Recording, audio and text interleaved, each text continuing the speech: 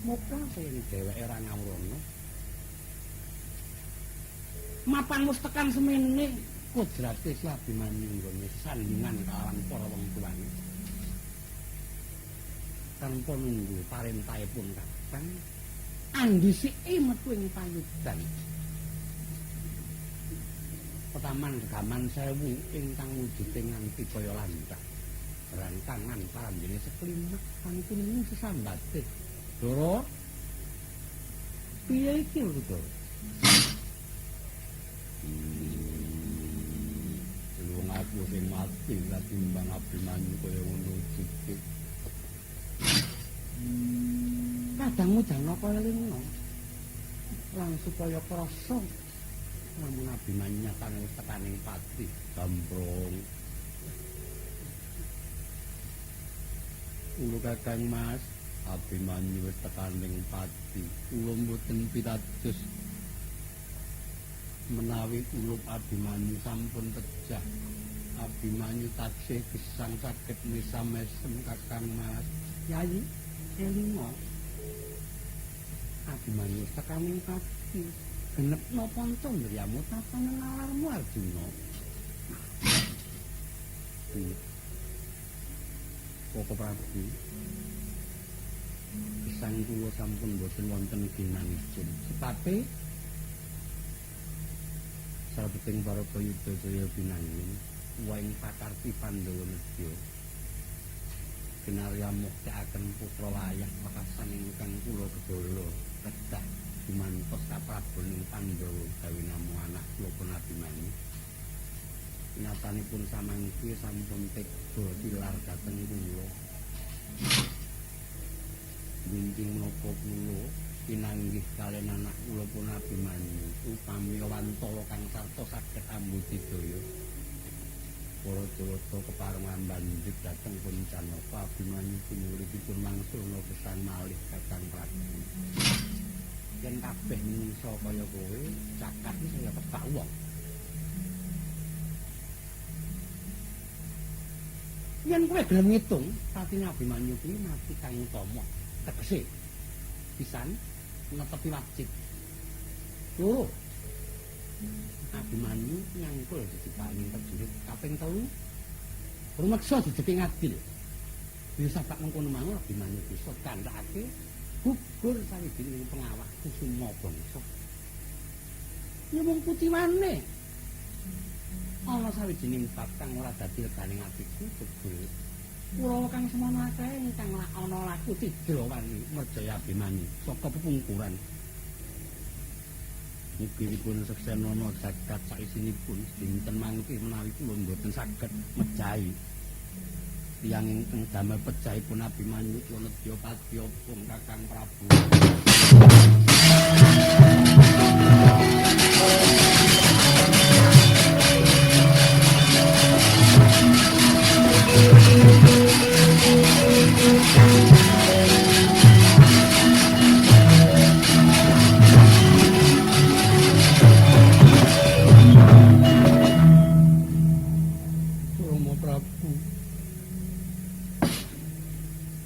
Nini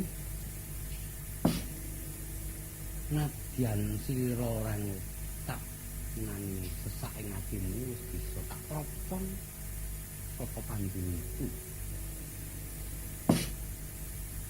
Kridaning ati ora kuwasa mbedah putraning pasti budidayaning manungsa ora bisa ngungkuli bali sing kawasa. Mung tekan semene sugenge bojomu Si Abimanyu. Romo mboten saged pisan ketalan pangayoman kang sifat bulati. Wah, nadyan kula taksih prakyang anak kula mboten lelages kapung. Sampun saking tunggal kiwa pangayoman kula. Inggih kula lagi sesembahan kula gawe namung putra patuko pengiran Abimanyu. Sapatan ini Romo parang patuko Romo jeng sang ngatur panyuwun kula. sasampunipun ing mangke Pangeran Abimanyu ainuk tianuk sapataning panembah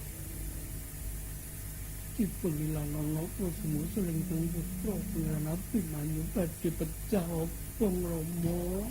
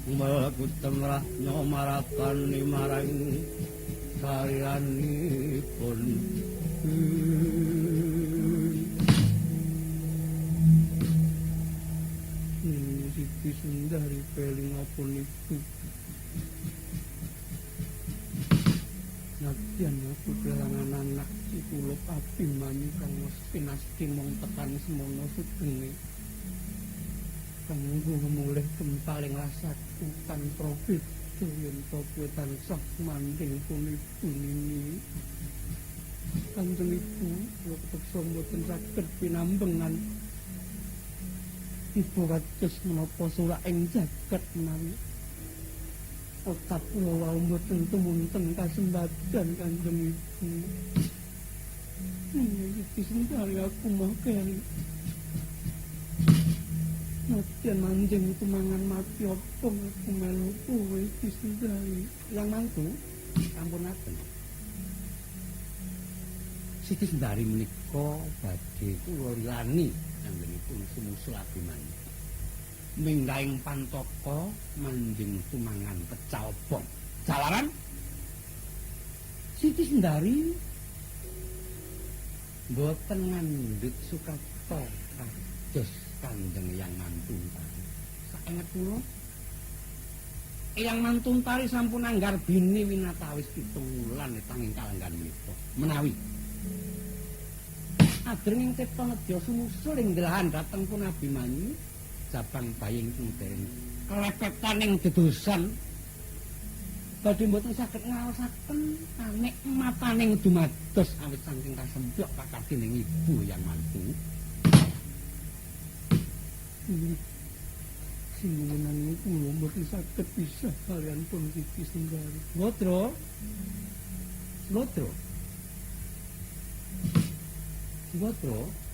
Opo Kakang Prabu?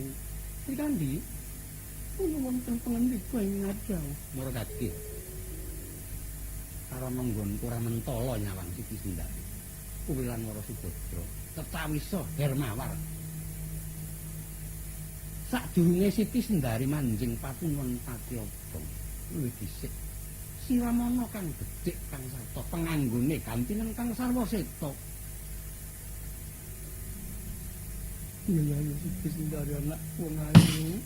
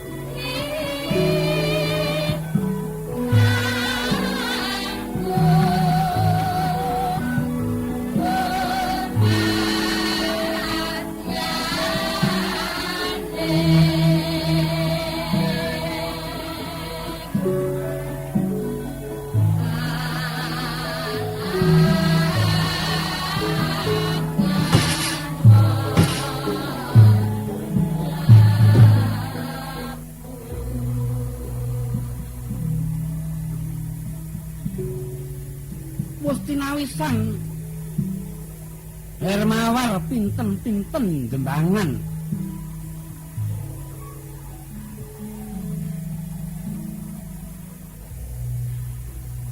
kumambang kambang kang sekar saman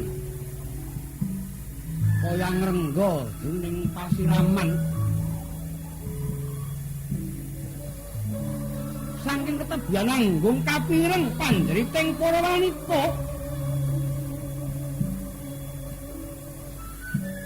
ingkang samya bebela sungkawa dhateng sedane Sang Abimanyu liwat badhe sedane Sang Siti Sundari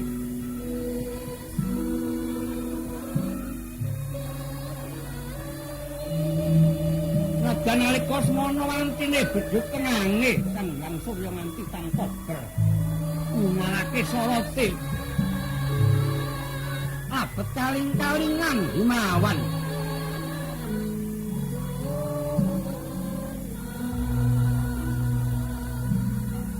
kena dipasake saisining jagat kaya taman Grahana Surya labet bela sungkawa dhateng sedane Sang Abimanyu ngurmati kadang kate Sang Siti Sundari boten kenging ngampet dalem mas kok ingkang saking mitrane Dewara Subadra Wasangya para wanodya kang samya angrompa sarengan anyirame Dewi Siti Sundari